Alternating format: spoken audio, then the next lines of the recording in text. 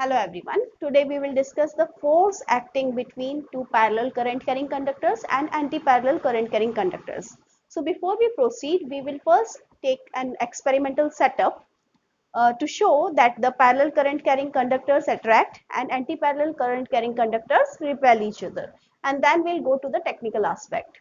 So for that, let's draw a diagram. In a trough of mercury, two wires carrying current are dipped. So I am drawing two diagrams for the two setups in which one is for the parallel current carrying and the second is for the anti-parallel current carrying.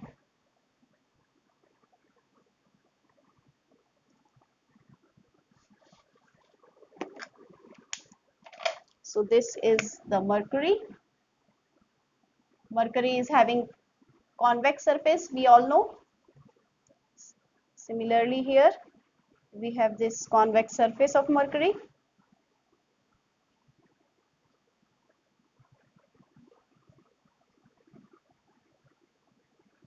Now we have to draw the wires such that the current in the two wires is parallel. So parallel current is possible if these are connected to a battery like this and the current is passing through the mercury. We know that it is a good conductor.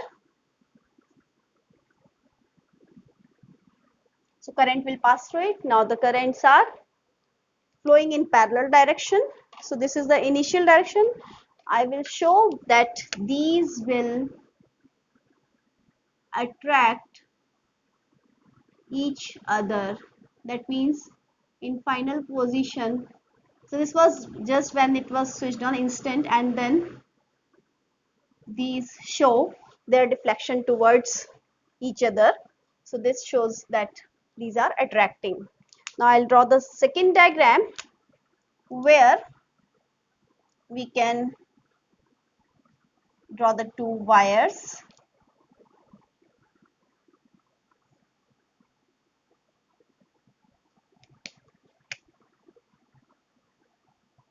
These are free to move. This is a conducting hook, obviously, and we have this battery again.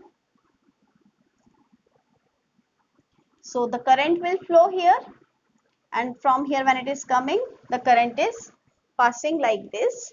So it is observed that these wires deflect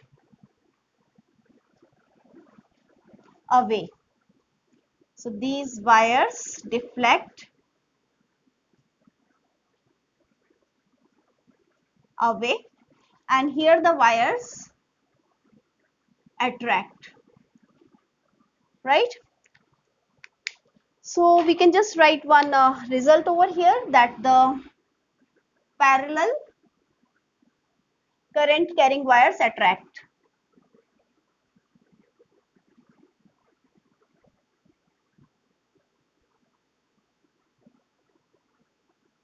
Right, and here anti-parallel current carrying wires repel.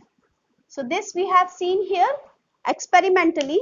Now we will discuss this technically.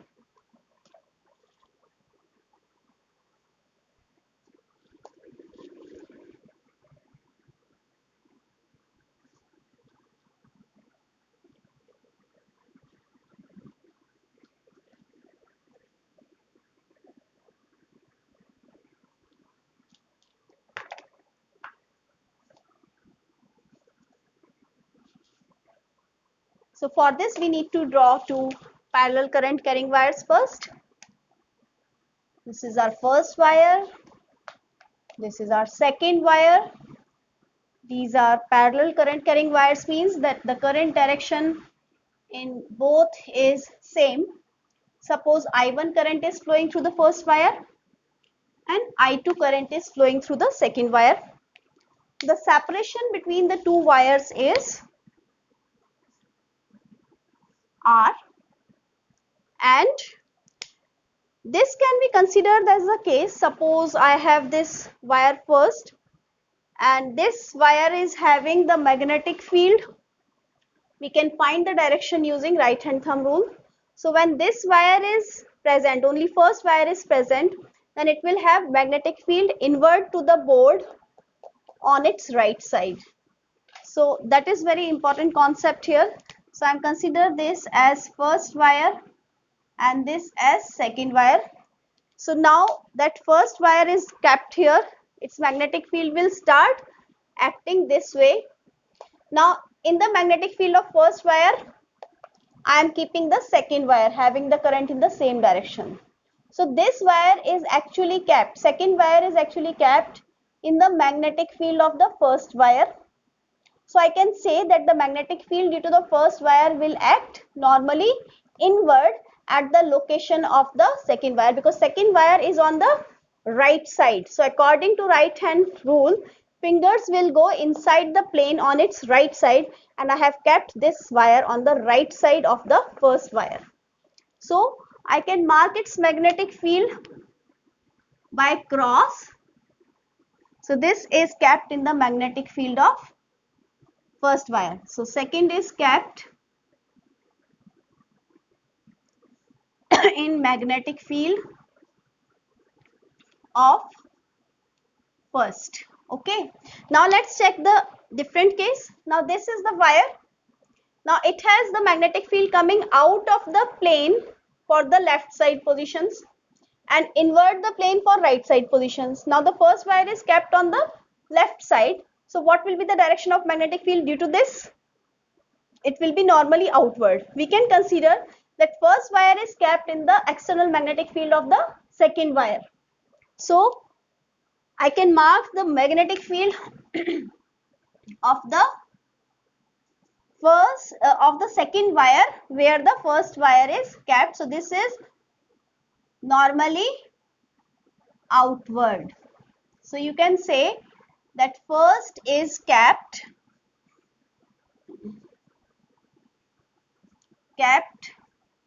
in magnetic field of second, right? So this is normally outwards. So this is inwards, right? Now let's check the direction of the force. The direction of the force is given by Fleming's left hand rule. So let's recall that if you have A, B, C. So this is the direction of magnetic field, this is the direction of current, and this is the direction of force, right? So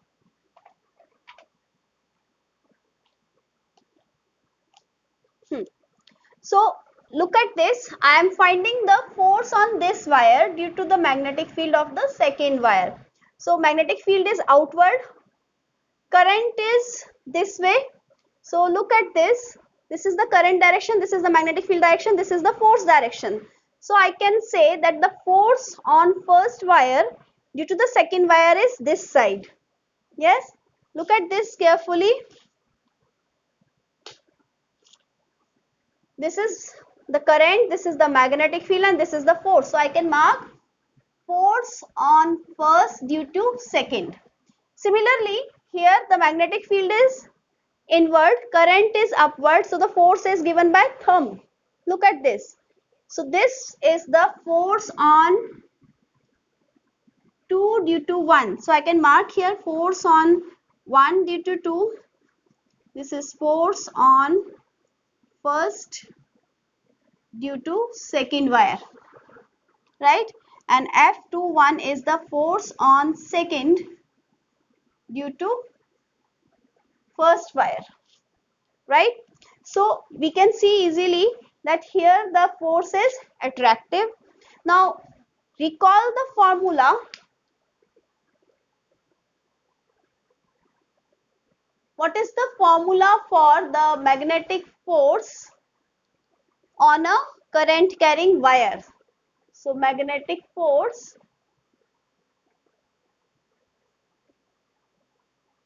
on current carrying wire. So what is the formula? F is I L B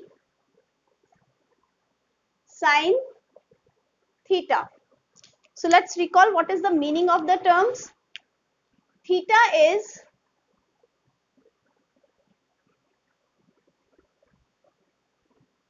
angle between L and B. L is what? L is the length. So L is length. This is magnetic field. This is the current. Length of the wire. Suppose the length of the wire is this way. It is moving this way. The light is this way. So we can find the angle between the length and the magnetic field. So this is the length. Magnetic field is inward. So what is the angle? The angle is 90 degree. So you can say that here theta is equal to 90 degree. And what is this B over here?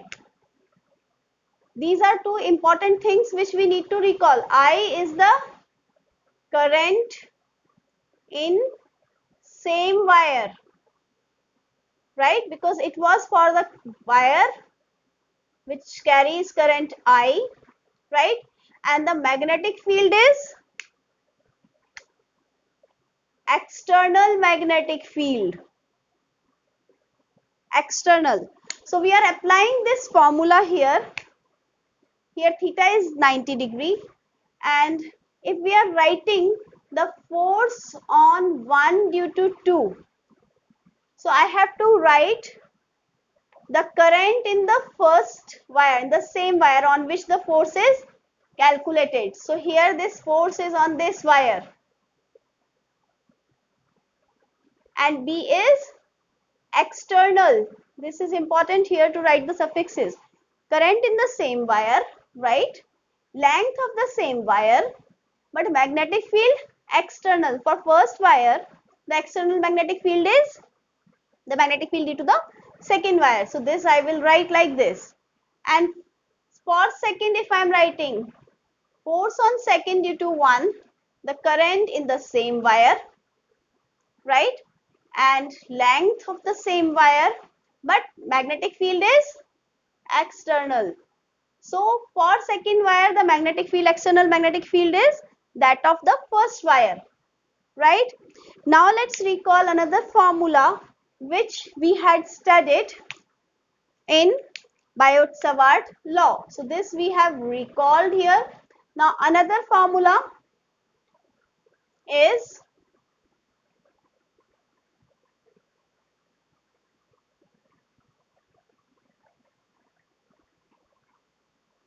that magnetic field at a distance r near center of wire. What was the formula? The formula was B is equal to mu naught I upon 2 pi r, right? So if I am writing the magnetic field values here, I am putting the value I1 as it is, L as it is, B2 means magnetic field of the second wire at a distance r from it. So we can consider this case by drawing a diagram, that here in this case we have to find the magnetic field due to this second wire at this point, right? So this distance is r. What will be the formula? The formula will be mu naught is what was the current in this wire, second wire? This is I2. So I will write mu naught I2 upon 2 pi r. I hope you understood this.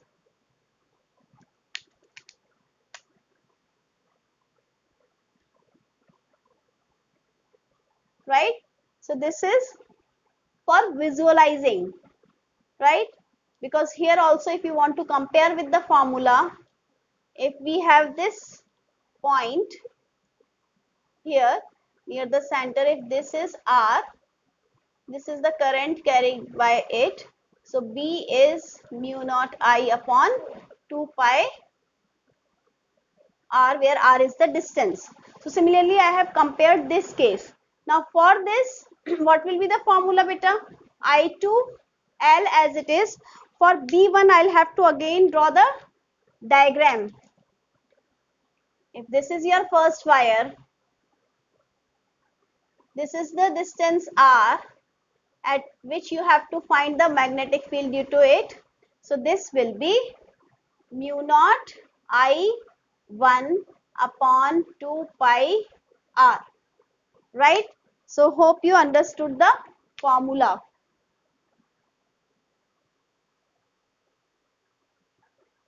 right? So from above, I'll have to mark this equation as A and this equation as B. So from A and B, F12 upon length is equal to F21 upon length gives you mu naught I1 I2 upon 2 pi R. I can multiply and divide this equation by 2 and 2 to get this form.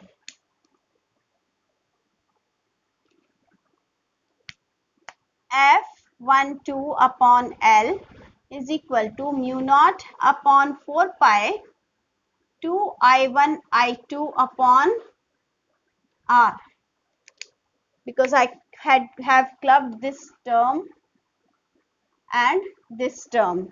So this can be given as force per unit length.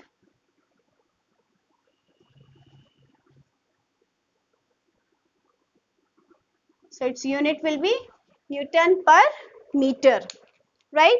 So this is the force between parallel and anti-parallel current carrying wires, and we have just seen that this is attractive. So this is attractive. It is clear. We have discussed this with the help of Fleming's left hand rule, right? So I hope this diagram and this derivation and the relation with the basic formulas is clear. I have written all these things just to help you in recalling. Otherwise, the steps are very few. If I'm writing this step, this step, this step, and this step, done. Rest of the things are to improve your understanding of the concepts, because there is a lot of confusion in writing the suffixes, right? So on the basis of this formula, we can derive 1 ampere, right? So we are marking this formula as formula C.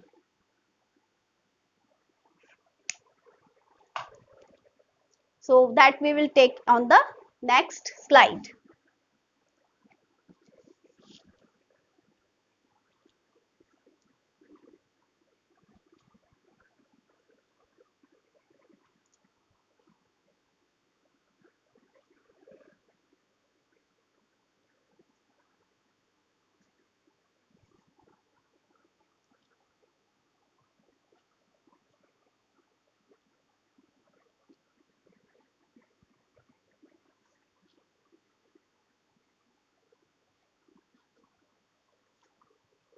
So you know the formula of our force per unit length, that is F upon L. This is mu naught upon 4 pi 2 I1 I2 upon R. So what we are doing here is we are defining 1 ampere. So for definition of 1 ampere,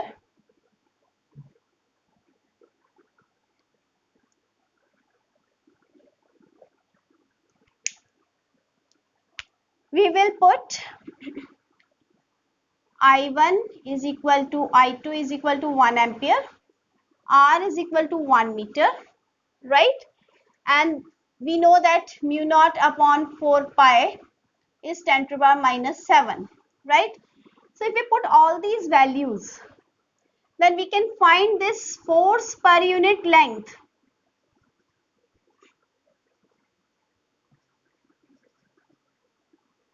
Right? This can be calculated as 10 to the minus 7 into 2 into 1 into 1 upon 1. So this is 2 into 10 to the minus 7 Newton per meter. So what will be the definition, beta? 1 ampere is defined as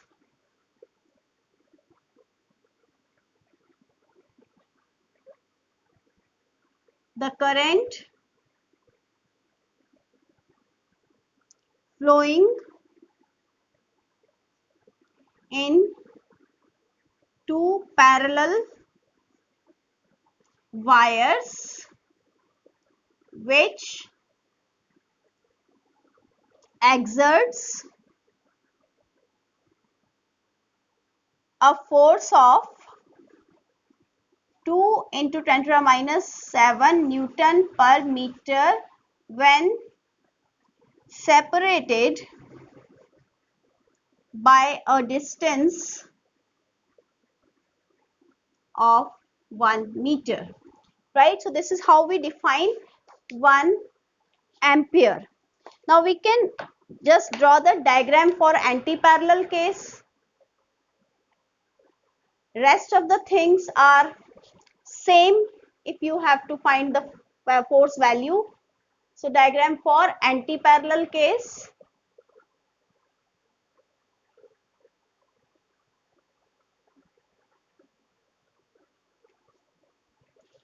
So again, the similar diagram.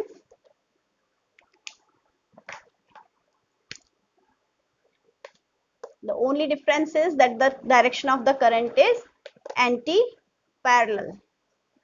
Now, if this is the direction of current in the first one, this is the direction of current in the second one, right? Now, first is kept in the magnetic field of the second, this we know, and second is kept in the magnetic field of first. But what will be the direction? We'll find the direction using again right hand thumb rule here. So this is the direction of current. So this is placed on the right side. So magnetic field will be inward. Now for this the current is this way now. So for this side again it will be inward. So for both the cases the magnetic field is inward. Now we have to find the direction of force. So force we calculate again using FLHR. So this is the direction of magnetic field, this is the direction of current. Magnetic field, current here. So thumb gives the direction of force. So I can say that this is the force on 1 due to 2. Let's find the force on this. Magnetic field inward, current this way, thumb right side. So this will be the direction of force. So this is the force on second due to 1. It is very much clear from this that these two wires are repelling each other. So anti-parallel currents, current carrying wires repel each other and the parallel current carrying wires attract each other. I hope you understood the concept. That's all for now. Have a nice day.